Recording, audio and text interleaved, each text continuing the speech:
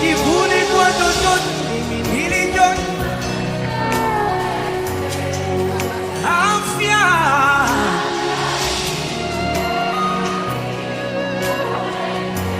Vyote nilivyo navyo, inua sauti yako ya shukrani kwa Yesu Kristo.